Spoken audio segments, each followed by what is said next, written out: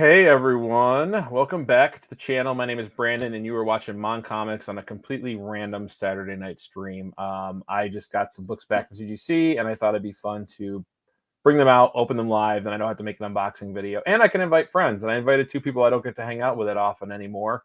So Ryan from Collecting Casually and Ricky from All Sorts of Words, thanks for answering the call, guys, and deciding to just come hang out for a little bit. Yeah, absolutely. Happy to be here, man. Anytime. Two congratulations are in order. One to Ryan, congratulations on your Chiefs to the next round of the playoffs. I congratulate you because my team's not there. So you know what? No. I'm not a sore loser. So we'll see where the Chiefs take it this year. Did you just get done watching the game?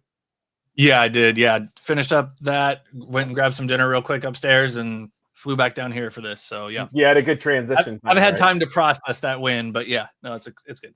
Yeah, you'll have all day tomorrow in the next couple days. So there you go. You play the winner of who? Oh my gosh. Bills Ravens? Ravens, yeah, Bills Ravens.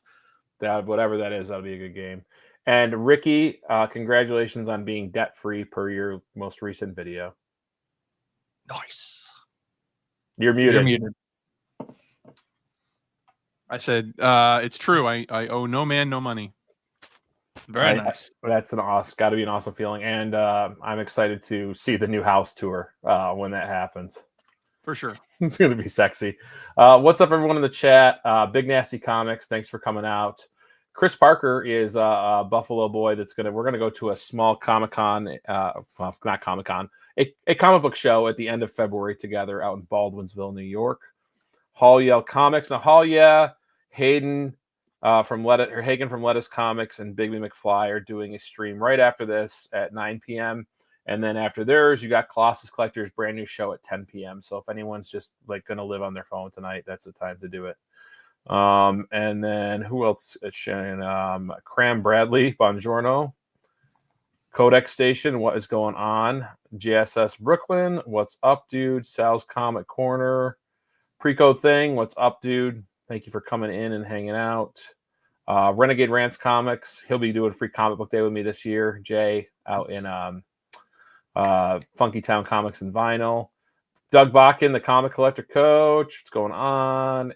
Library 88. What is up? Thank you for stopping by. And I think that's it. As you saw in the video, I got two books back. And I'm going to start opening them, but I'm just going to throw something out to these two guys as I'm opening them.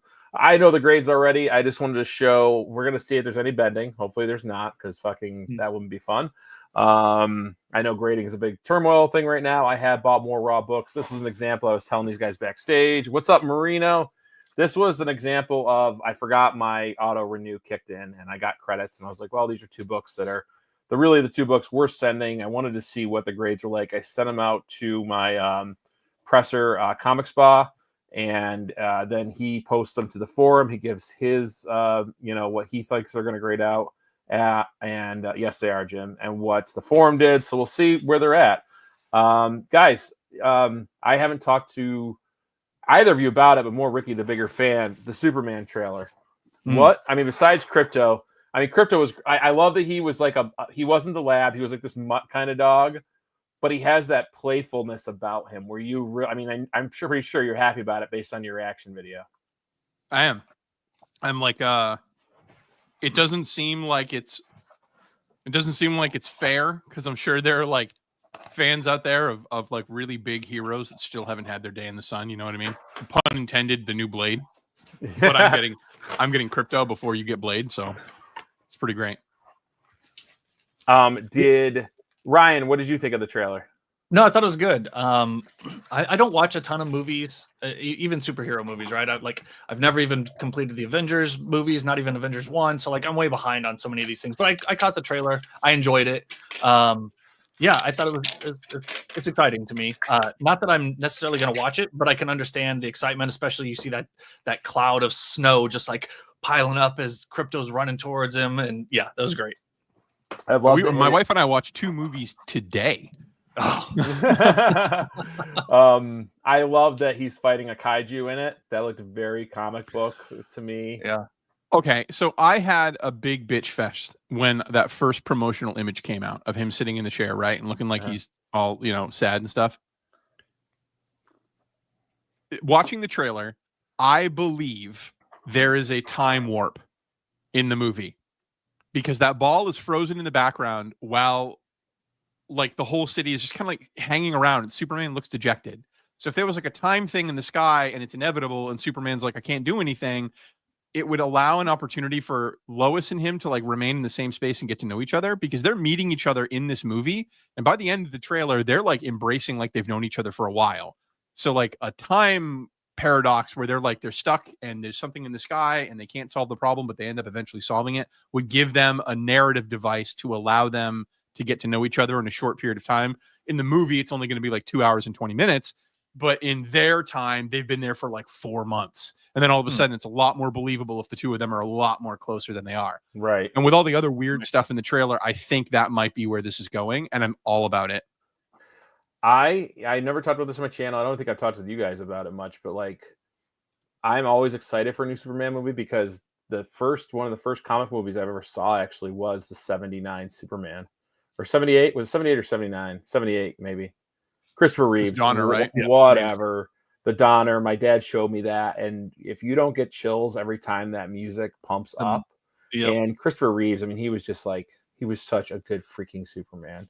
And I mean, I just love those movies. The first and the second one are my favorites, obviously. Third starts to go a little down the road of some weirdness and shit. But I mean, I love the bad guys, the Kryptonians. The second one, Zod, and what are the two other? What's Zod's friends' names? I honestly the girl and the guy. I forgot. It's some funny names, but I'm excited for it, man. It looks good to me. I love the colors in it, and I wanted to do well. I want all comic book movies to do well because then we'll just get more. And DC needs it, man. DC needs. I think Gunn's the man. I think he knows how much is riding on this, and I think he's going to bring it. Have you watched Creature Commandos yet? No. Is that an HBO? It's HBO, and they animated. So they have like their anime intro, right? Everybody's like running around, showing off their power, flipping around like an X-Men intro. But right after that, they animated James Gunn sitting at a typewriter and like pulling out a page, and it says like written by James Gunn. So like he's becoming a Stan Lee kind of face for DC, and I think he really wants to be. And I'm just he's just so good. So like I've heard nothing but good things about it. I heard everyone loves it. I don't have HBO. I'll watch it at some point. Let me get I'm gonna go with a side. Let's go with the side layout though, so I have you guys on. So I got the first book. These are books I got at Terrificon. And I felt were worth grading. I was telling these guys backstage, I'm kind of going, these are probably I might have one more book I'll send in for a signature verification this year. That's it. Like I'm really not. I've been having fun picking up grading. I got that Brother Voodoo. It was already slabbed. I cracked it open. I just wanted to read it and enjoy it. And but these I thought were worth it. So I'm going to show you. I already know the grades, but I'm going to show. So I'll show you guys. Then I'll show you. I have the notes from what my comic spa, my presser cleaner thought it was going to be. It's cool to have this back after a while. So the thing is like I sent these books in December, right before Christmas. They arrived on the 16th. Okay. Then the clock doesn't start ticking until they've checked them in for the 44 days that it was at the time. And now it's dropped to 34 days. So it got checked in on the 7th. And I actually got these back today. So I don't know. And I fast tracked it. Fast track quoted time was 34 days. So yes, it was there for a long time. But once checked in, I mean, it took 11 days. So I think they're trying to cut their turnaround times down for those of you who grade a lot. It's not bent in the case, so that's a great thing. But the first one is Journey into Mystery 62, the Hulk. I'm just calling it a recycled name. It's not a prototype. It's nothing like what the next Hulk is. So it came 5.0 cream to off-white pages. And it does denote up here, first appearance of character called the Hulk, and then Zemnu the Titan in parentheses. And this is what it was sold to me as by Comicgeekcollectibles. When I was at Terrificon, this book he said he figured was a mid-grade, anywhere from a 4.0 to a 6.0. So he was right in the middle. He nailed it, and I was happy with that. Comic Spa, he thought this would be a 4.0, and then the CGC forum said a 5.5. So they were pretty close. They landed pretty much into the middle. And this book, So- I don't know. Just love this cover. The CGC forum, is that something he does on most of his books, or is that something you asked him to do to He like does get a it on review? everything. So when Okay. Jeff gets a book, he points out all the defects, sends you pictures of what the defects are, and tells you, you know, like what he thinks he can work on. So he does the work, and then he posts it. There's a thread in there called, "Hey buddy, can you spare a grade?" Yep. And then please grade me underneath. And so every book he does, he puts up there, and people are allowed, you know, can chime in and tell. And they're always pretty close. I mean, I feel like you do it enough, you know. So even with Rlcomics, you do it enough, you know, you're probably going to have a pretty good handle on it. I don't like. Oh well, I guess never mind. Well, I don't know. I knew there was parts missing out of it, but it kind of looks like the book is slanting in the slab. Can people see that? I've seen sometimes where that inner well is crooked a little. Is it lined up pretty good? Or you The think it's inner the well book is itself? lined up, but it looks like, you see how there's less space over here than Like there it's is over pinching? here? Yeah. Almost like it's a roll. It's not a spine roll because there's a chip there, but So like it's pinching. yeah. I don't know. Again, like I said, I'm going the only books that I feel like I need to grade or have graded or should buy graded are bigger ones that when I'm probably never going to sell, that when my family inherits them, my girls, they can sell them easier without being ripped off. Hopefully, you know, the raw books, you know, I have aren't, you know, actually I do have some pretty expensive raw books, but regardless, I'm just not going to grade that much. I'm enjoying. Yeah. The Marvel chipping. That's definitely Marvel chipping. Give it a bump to the left to shift the book. Dave. No, so I'm happy with that. That's what it was sold to me as, and Sean was right on. So creamed off white pages, who cares? Because you know you're not going to see them. Yep. And then the next book that I submitted, there's only 2 books, was Tales of Suspense 15, and this came out a 6.0. Now, anyone who like these books, like for these grades, these are good grades because they were 10-cent funny books. They weren't made to last. They were made to be thrown away. The paper quality sucked. Marvel chipping exists because they didn't sharpen the blades on the paper cutter that much. So it's tough to find these in good condition. Creamed off like pages, And they were handed to children. and they were handed to children. Yeah, I love the art on these two. It's just the crazy, the kid in me loves monsters, especially everything was big. There was like really no small monsters. And then so CGC forums, there was a guy on there who was like 3.0 maybe, and I was like, okay, pal. They said 3.0 to 5.0, and Comic Spot said 4.5 to 5.0. So this one overperformed for me. Nice. And again, just happy to have the stories in these are hokey. These are definitely like you can, you know, I've read them online. I've read them when I had these books open. They're more, I think the covers are what make them beautiful. But I think I'm pretty happy with both these books. Jeff does a great job pressing and cleaning. And yeah, I love Marvel monster books. I like the Stan Lee isms. Like there's behold name, and then there's where walks the name. Yeah, and exactly. And men shall call him name. Yeah, exactly. Oh, absolutely. Yeah, Steve Ditko and Don Heck art, Jack Kirby and Dick Ayers cover and art. And then for the Journey into Mystery 62, it was Jack Kirby and Steve Ditko cover, Jack Kirby, Steve Ditko, Don Heck, and Dick Ayers art. I'm assuming when they don't mention Stan Lee, it's probably him writing it anyways. Well, he was the executive editor, and he was really hands-on. So even when he didn't, he did. Right. Makes sense. Yeah. I love the brown though that they chose with these comics back in the day. I was gonna say they're both that Copper. brown. That copper color. A lot of them were. Here comes the Hulk. Sure hope not.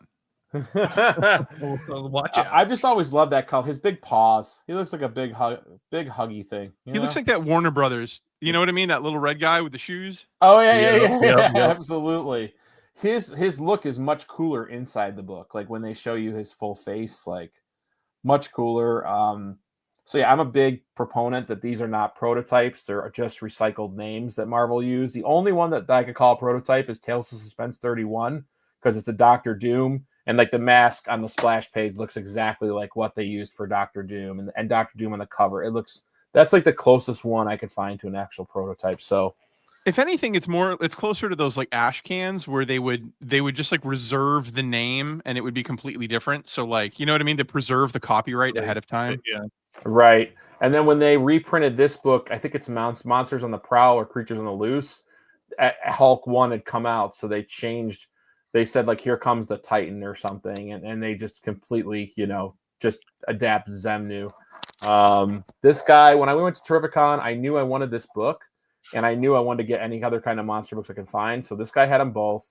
And this Journey into Mystery, after Ricky and I had met Keanu, we both went and took naps, and I came back down to the show floor. I spent my time right away trying to find how many dealers had this book, like in the grade I wanted it. And I went to I was an annoying person, but I never get to go to cons, so I'm going to be that way. And I was like, do you have Journey to Mystery 62? Do you have I asked every dealer. This was the only one that was there to the best of my knowledge. So I was happy to buy it in person, since it was raw and it's a pricier book, and get to inspect it. And Sean was great about it. Let me take both of them out, check them out. He worked with me on a deal. He was very, very fair with these. So, yeah, Terrificon. These are the last ones back from Terrificon. The one I was thinking about sending in for verification was Keanu and Ron Garney. So my kids have that someday. That'd be cool.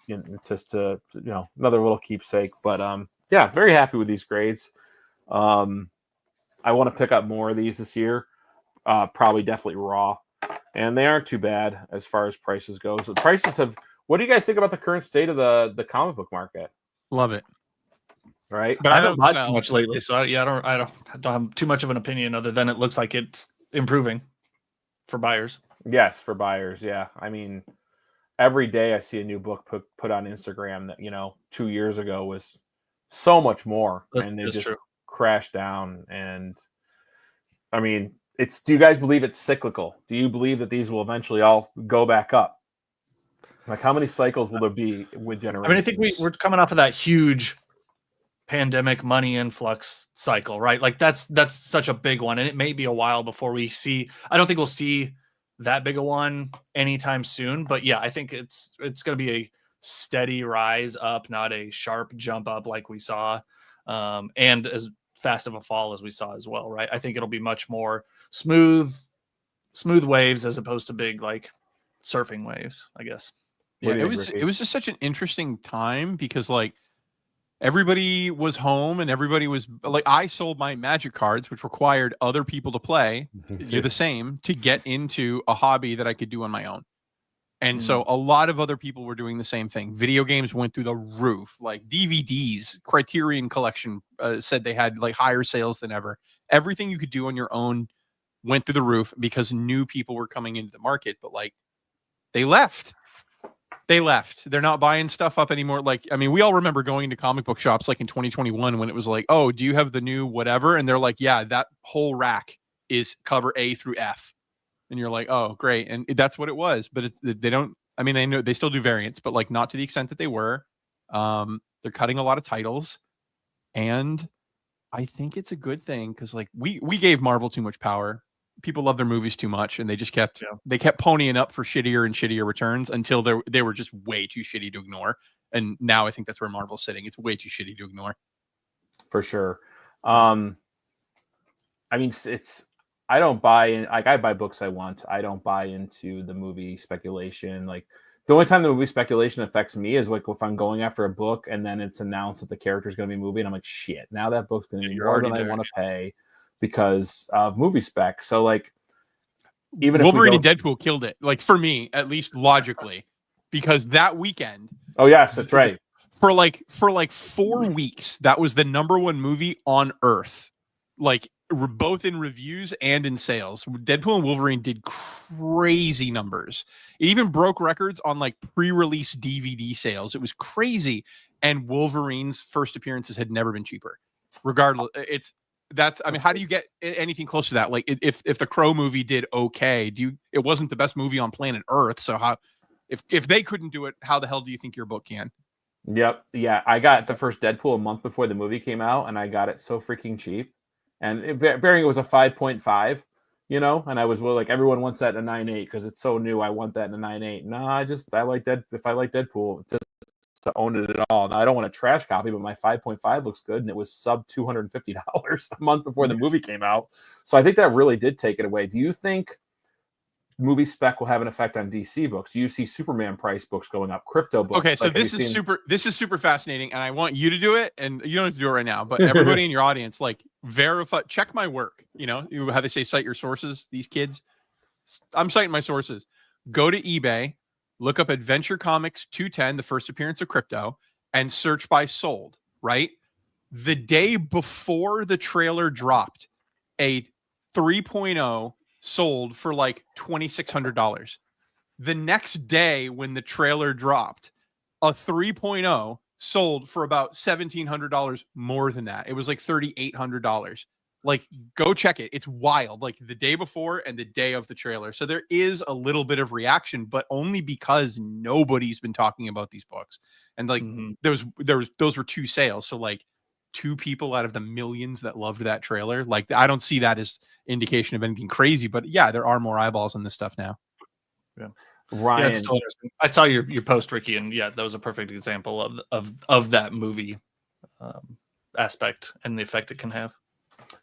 No, definitely. That's kind of why I pulled it in too, because I remember that, and it'll be interesting to see. Like, I wonder. I haven't checked about like Creature Commandos. Has you know that's what is that? Weird War Tales? Is that their first? I think so. Yeah, first books they're in. What's up, Colossus? Jab even said it. Even the Alex Ross crypto cover is now. I bought that book for like $3 because I knew it was just a cool crypto cover, and then like now the Alex Ross version, like get a 9.8, couple $100. That's cool. Yeah. Ryan, I know you haven't been buying a ton of books lately, right? I mean, I haven't, but I have. Are there any big any substantial books you want to go after this year? Be it Marvel, DC, Indie. I know you were on a huge Dave Stevens kick at the end of the year too. Yeah, I mean, I have been slowing down in general, so I haven't really thought about plans. I'm not a person that like every year does a, hey, here's my New Year's resolutions, right? Like, that's just not me. I don't like to set an arbitrary goal just because I'm almost forced to because everybody else is doing it. So I haven't really set any goals for my comic collection, and I don't usually do that, right? We mentioned Magic, or you guys mentioned Magic the Gathering a little bit earlier. Like, that's something where I do set a goal where it's like, okay, I know I want to build this deck to play in, so here's the things I need. Yeah, I'm working on my X-Men run and my Spider-Man run, right? So those are the things that I can always go back to. But there's nothing like in particular that's like a hot or big book that I'm going after. Most of the time, like for me, I'm picking up collections a lot of times to, I'm that cliche, try and fund the hobby with the hobby type of thing. And so if there's big books in there that are on my list or short list of things and I get them in there, great.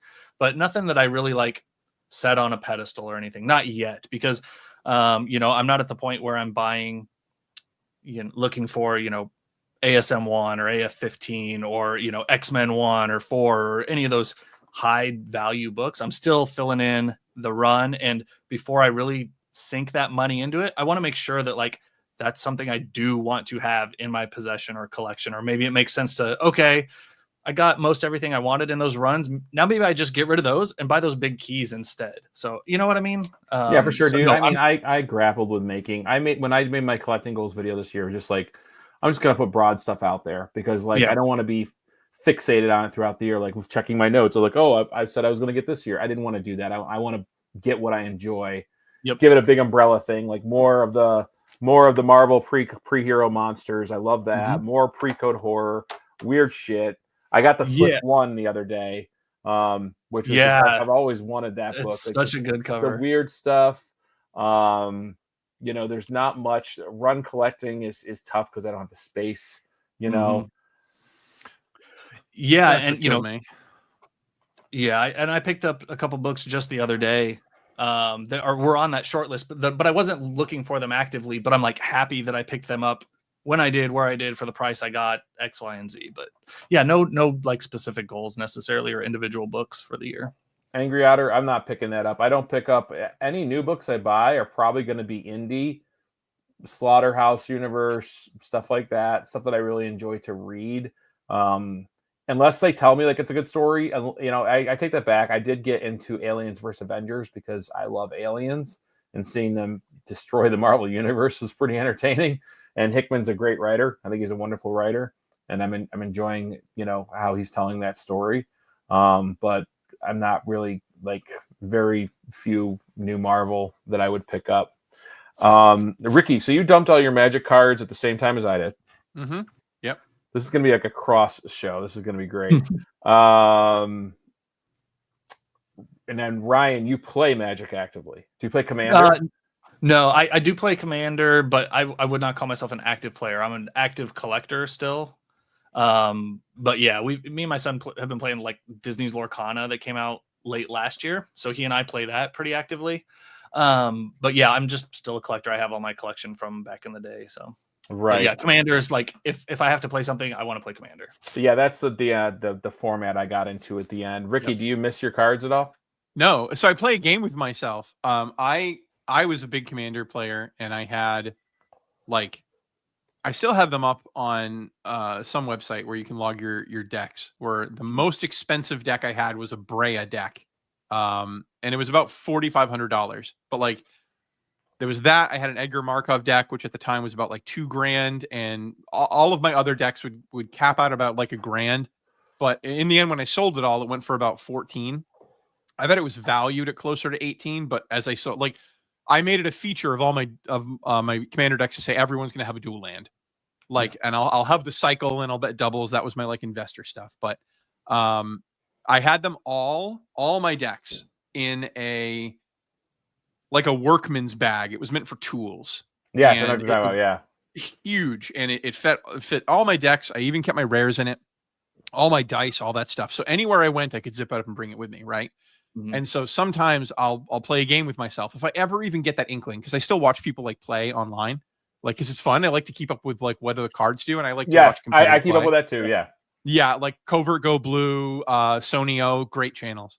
But I watch that stuff, and so I think to myself every time I get that itch, if I could go into my closet and grab that bag, which was everything I had, where would I go right now to play? Who would I play with? And it was, I used to just sit at my kitchen table like a loser with all my decks, and I would play mini tournaments with myself. Same. Like, yeah, because there was no one to play with, and for two reasons. One, I'm not going to go to a store and be the asshole that I remember as a kid, like a grown-up showing up with grown-up money and kicking my teeth down my throat. I always felt so shitty about that, and I'm not going to perpetuate that cycle. I'm 40 with real grown-up money playing against an 18-year-old who is still running off of all the cards he gets for his birthday.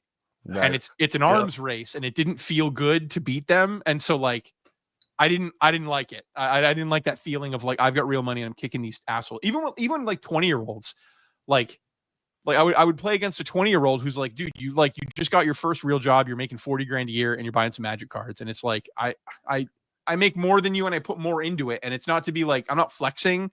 It's just like, it's an arms race. You know what I mean? The fact of the matter. Yeah. I mean, exactly. My $4,000 deck is going to absolutely destroy anything you put on the table that you spent $400 on. It's just the nature of the game. Yep. Yeah. And that was, I mean, that's a game like where like, you know, you're talking about dual lands and like you afford this stuff, the best card. I mean, like the most expensive cards for a reason. They had the biggest impact on the game. And I would have to drive a half hour to my tour to my LCS and then a half hour home. So it's an hour in the winter worse because the weather. Who knows what time it is you get done playing. Yeah, right? Exactly. So like, and you know how I was doing some like spell table stuff with friends before I got out, which was fun, but it was so hard to coordinate. It's the same with doing live streams with people, you know, like try to coordinate a time when you can get 4 people together. And even then it's a grind, you know, like that's a 3-4 hour commitment with 4 people. If you know, if you don't have someone doesn't have a fire deck that's going to do some kind of combo right away, you know, but. And then the very last time we played a Jumpstart draft where you get the 2 packs of cards. Fun. It was great. There were supposed to be 6 of us. And then 3 of us showed up, and 3 of us showed up late, walked in, and we're like, guys, I literally have to leave in an hour, but I love you. I just wanted to hang out and talk for a few minutes. And you're like, that was the last time we played. And I was like, I can't keep doing this. Yeah.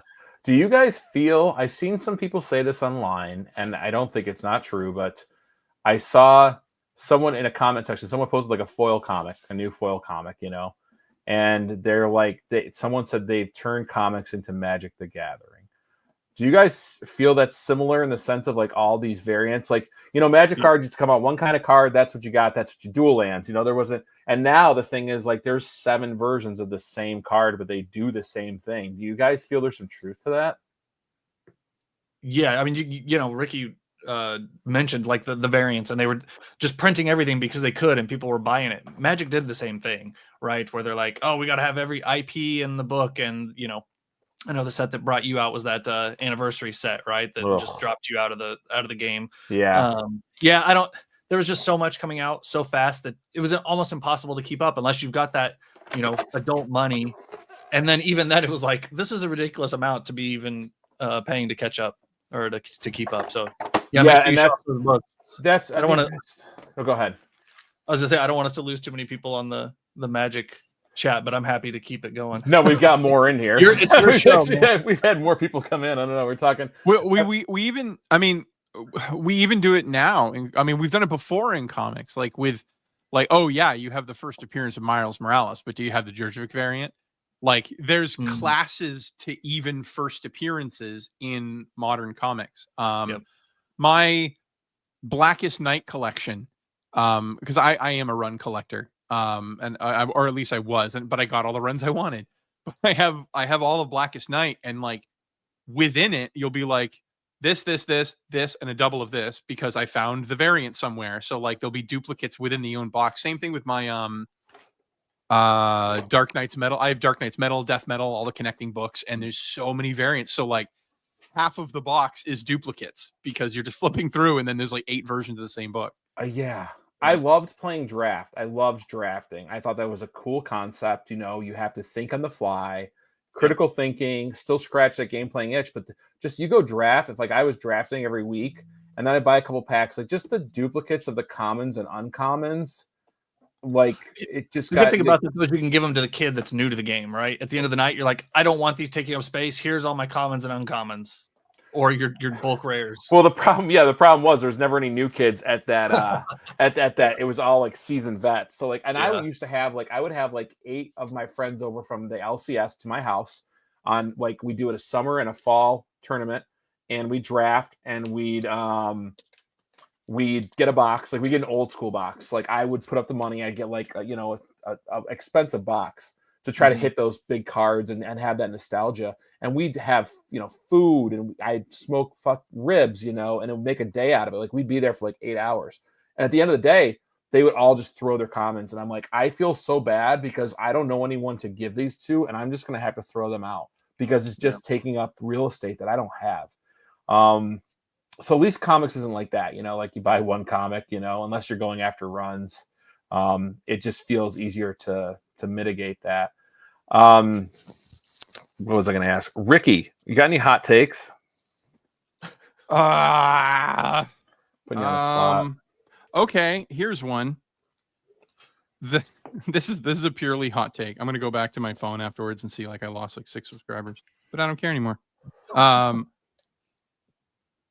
The same type of person that says, I don't even know how to say it.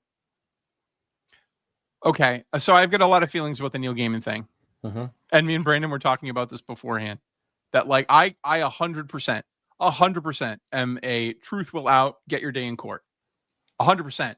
Logically, I'm not, though, because I'm just a dumb monkey. Law is supposed to make me not a dumb monkey, but I am a dumb monkey, and I do have dumb monkey reactions. Here's an example. I'm walking down the street the other day, and a guy comes up to me, covered in blood in what I suspect is semen.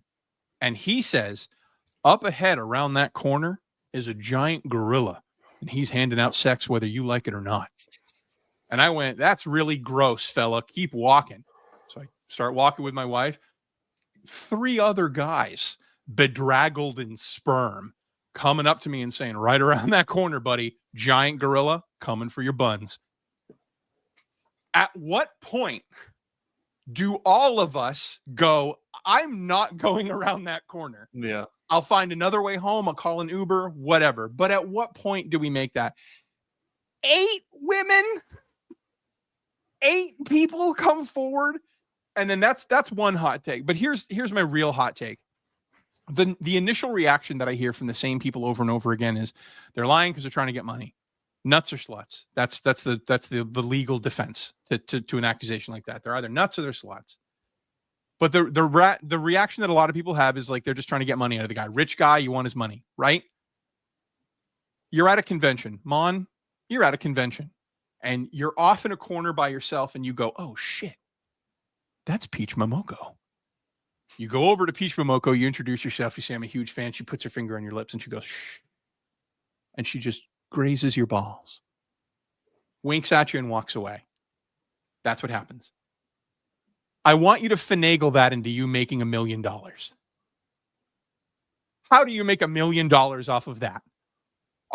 Does anyone give a shit that you're going to write a tell-all book about the time Peach Momoko did that to you? First, they got to give a shit about Peach Momoko. Then they got to give a shit about you as a person. You're just a normal rando. How do you finagle that story into $1 million? When in reality, of the people that are accusing him, most of them actually turned their social media off. Seems like a dumb thing to do if you want to make $1 million of accusing somebody.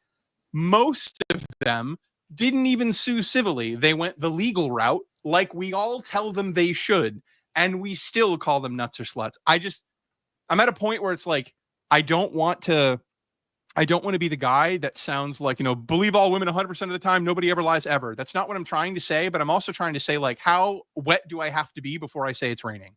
Yeah, how much smoke coming out of a place before you say there's fire? Yeah. Dave brought up a great point from Soul35. Is he that rich?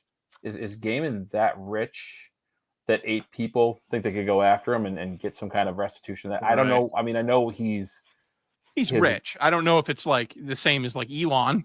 Yeah, I don't think it's Elon rich. But yeah, Derek, where's the hot take here? Yeah, it's unfortunate when any of this happens with, and then now can you separate the art from the artist? I was waiting for that question to come up. Like, yeah, what's the take on art from artist? That's not one I always like. I don't know. I go back and forth on, and I think so many people do. Right? If you love and I'm not trying to but like if you love classic literature, like this isn't even a conversation anymore because it's like you have to get good with it. Like currently right now I'm reading for funsies because it's been years and I just read one of the most depressing books I ever read and I needed something light. I bought the Laura Ingalls Wilder collection, Little Cabin in the Big Woods, Little House in the Prairie, that whole series. And I'm reading through it right now.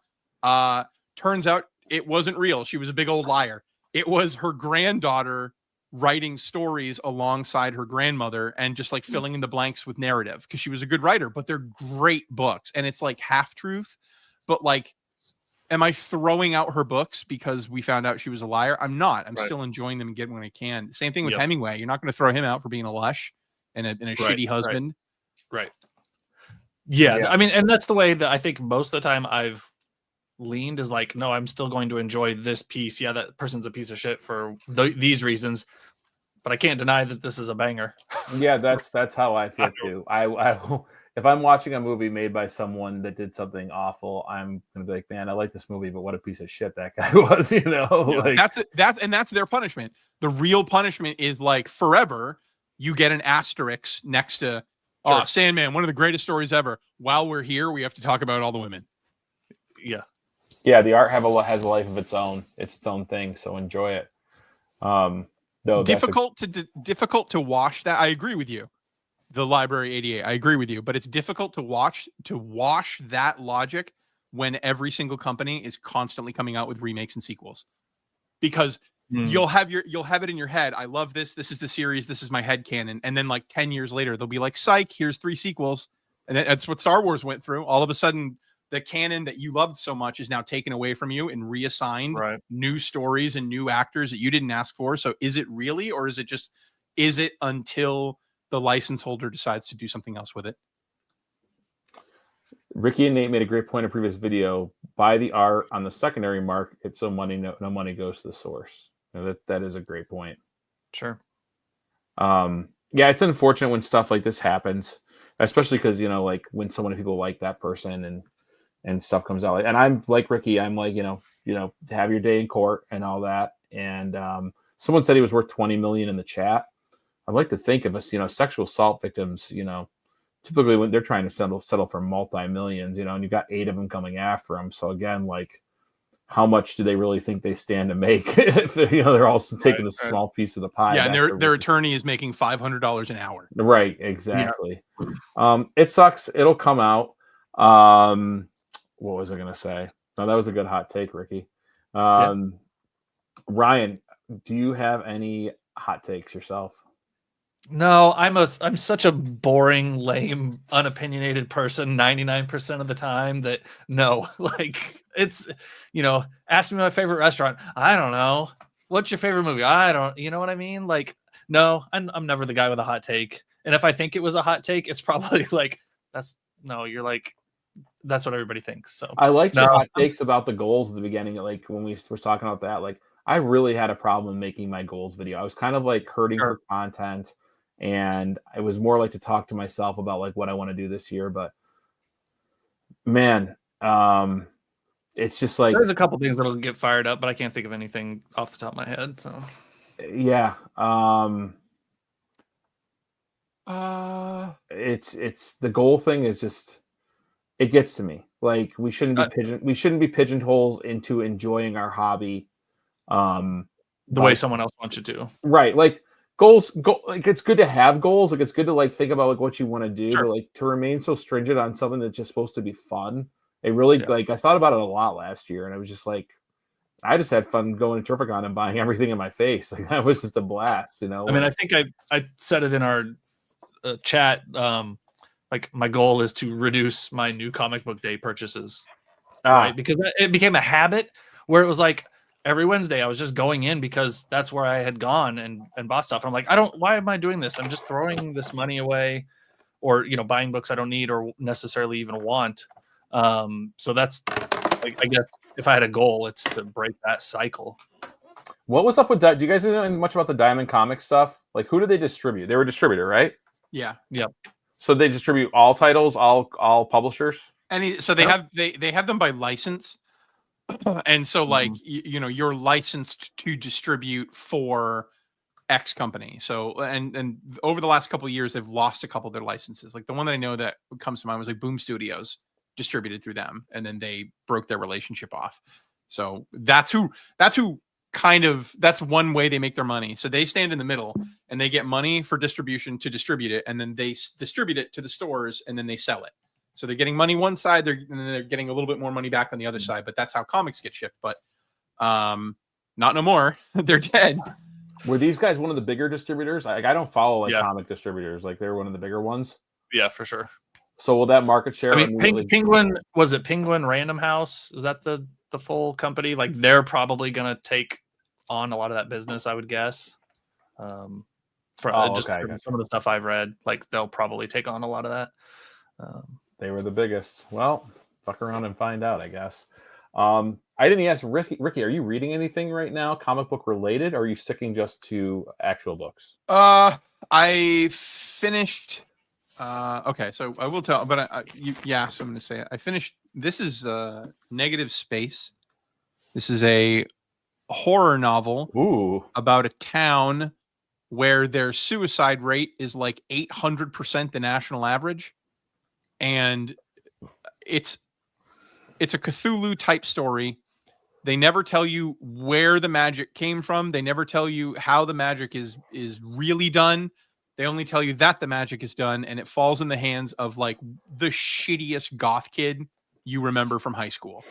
So like when his girlfriend's dad says, "I don't want you hanging around with that kid anymore," he makes her dad kill himself. And like it's psychotically dark because as he's using the magic throughout the book, the world is crumbling around them. So like my brain keeps going back to the scene. They're like driving to school and the mother is swerving because there's so many dead animals in the road. Like there's that, like the town, the atmosphere is real. Geese are screaming in the sky because they don't know where south is, and they run into buildings because they can't do it anymore.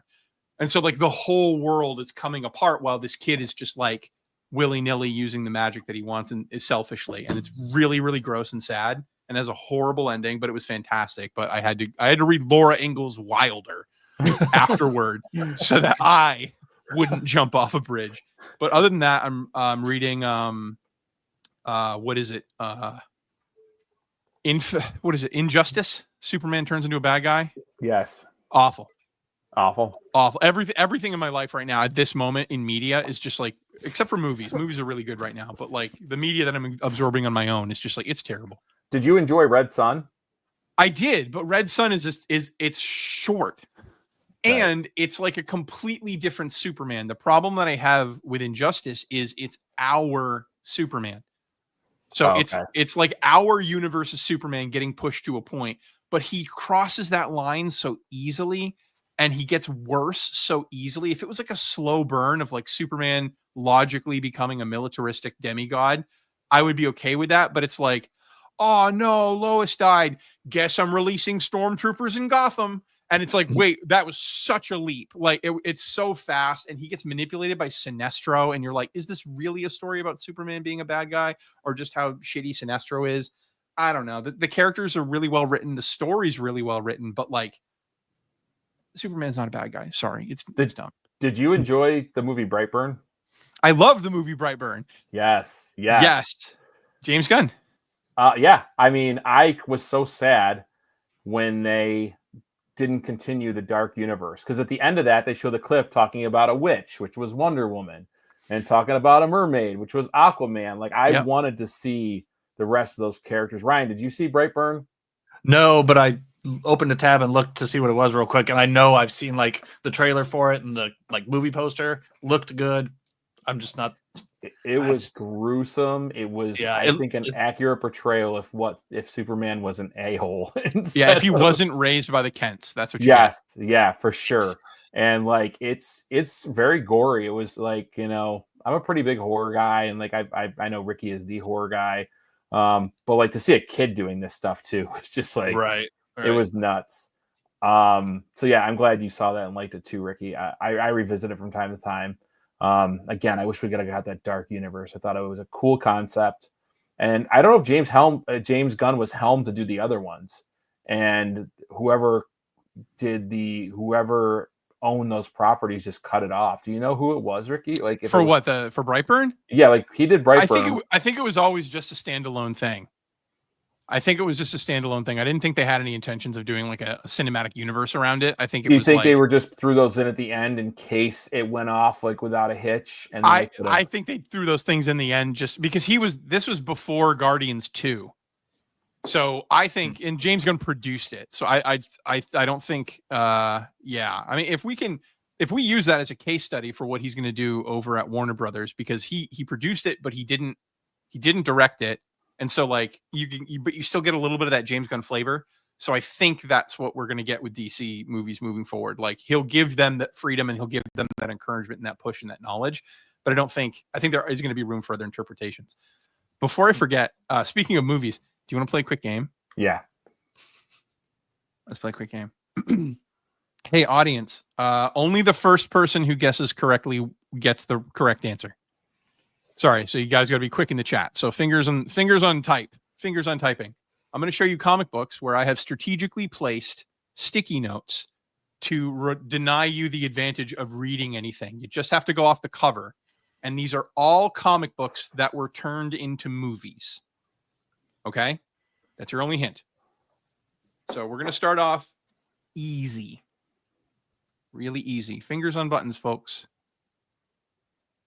What movie? It's not necessarily going to be a hint, as in like this isn't the story inside. I don't see anybody in the chat. Just for chat? Oh, yeah, I got it. Library 88, second place. But yes, this is the first. This is Starjammer 2. This is the first appearance of the Rocketeer. No shit. Yep. Did you know that, Ryan? Yeah, I thought it was. He said chat, so I was keeping quiet. Yeah, I figured you guys, and I do know that one just because it's a Dave Stevens type of time. Right, that's why I wondered if you got it. All right, we're gonna go a little easy. We're still in the easy realm. Hands on buttons.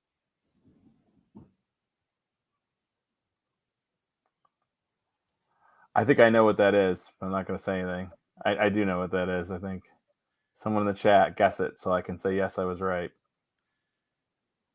There it is. Library 88. Yeah, I knew that's what it was. It is in fact Men in Black. Did that come out before the movie? Yes. And it just doesn't look anything like. And it's nothing about it. There's no aliens. It's about drugs. Yeah. Okay, then we go into a little harder, just because we're on the internet and we're broadcasting an image, so we'll see how clear this comes through. Okay, fingers on buttons.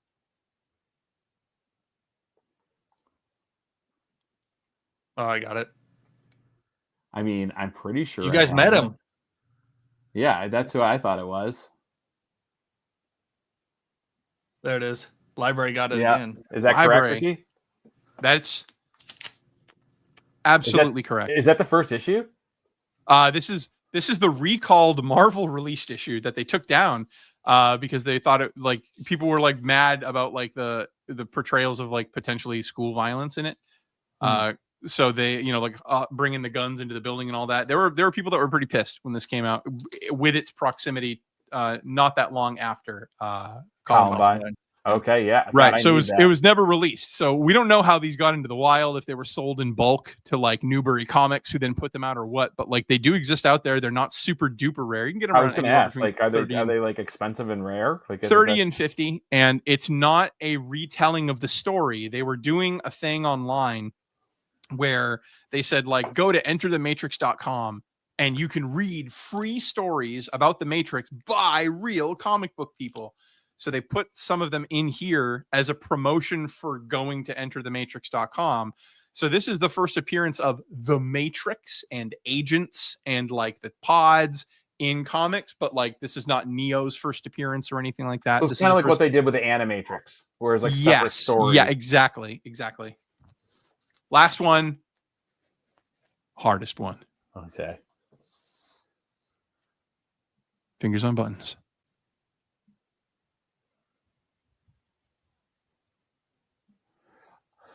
Can't remember which character that was. I've seen it before and I've seen it talked about. I heard they were making a concrete movie though. Someone in the chat, come on. Someone said Alien versus Predator. No, that also is this. It is a dark. Sorry, Library 88. No, we're gonna give it 10 more seconds. I'm just counting internally. I'm not going to be obnoxious and count at you. I can see it on the live screen. Anybody? Okay. I'm going to call it. Calling it.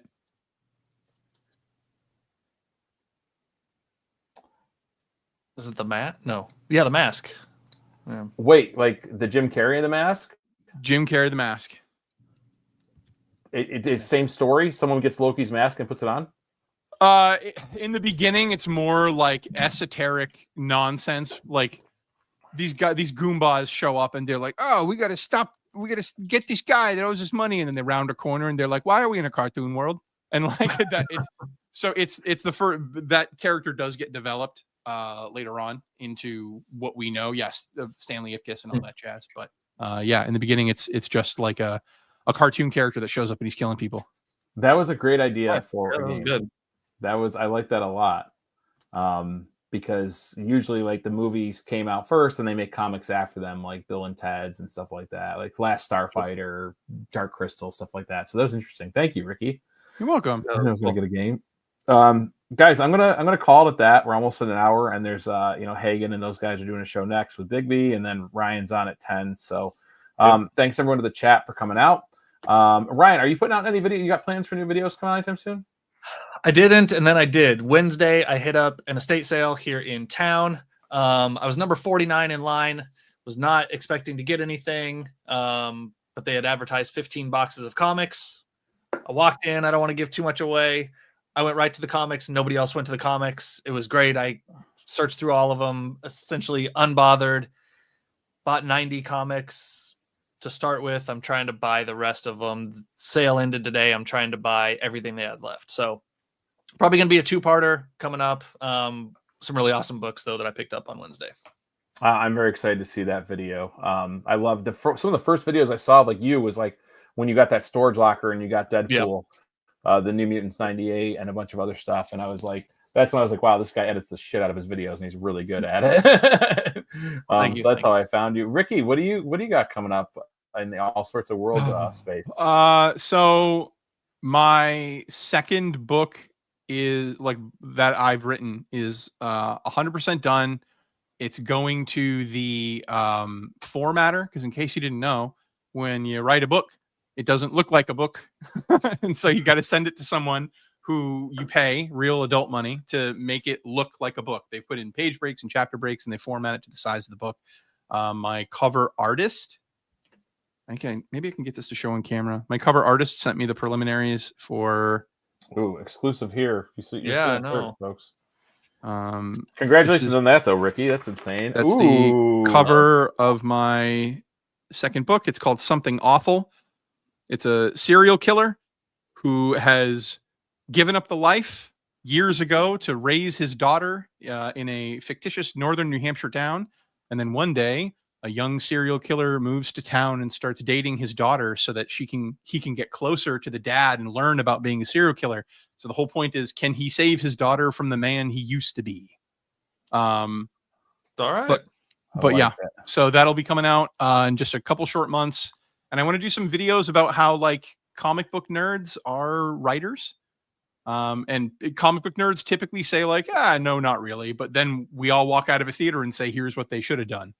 So I want to do like a couple of videos on just like some really easy peasy writing exercises that are really fun, so that, you know, the nerd community can get out there and start making their own stuff and, you know, exercise those creative muscles. But I've got some little exercises that you can do in a couple minutes that are really fun. That's cool. That's awesome, Ricky. I look forward to all that, as I always do with both your guys' content. JSS, what are you talking about with 2025 goals rewards thing? I did a giveaway from that video. Stevie Comics with Stevie D won. I announced it on my community page. I don't know if that's what you're talking about. I'm just going to say next week, if anyone in the chat, first of all, thanks, chat, for coming out and hanging out. Support these guys. People will drop their links in the chats. Check out their channels. Please subscribe, like, and give them hugs and kisses. And then next week on Friday, I'm doing review with Justin from No Good Comics on issue 2 of Aliens vs. Avengers. So we're going to be breaking that down on Friday night, I think at 8 p.m. Eastern Standard Time. And then Saturday is my second Big Five Live, or my first Big Five Live of the year. And I'm having the crew from the Comic Book Canon show, a bunch of hilarious guys. I got to meet all of them except for Dan Della Torre at Terrificon. I got to meet Joe from Threesixtycomics and Jeff and Josh. They're all sweethearts and they're funny guys. So they're going to be on the Big Five Live next weekend. And that's what I got going on. So thanks to the chat. Thanks to you guys for coming and just hanging out while I did a quick unboxing of my monster books, because I love my monsters like Ricky loves his Addams Family. So I hope you guys have a great, safe weekend. Go check out the streams that are on after us. And until next time, just keep reading those comics.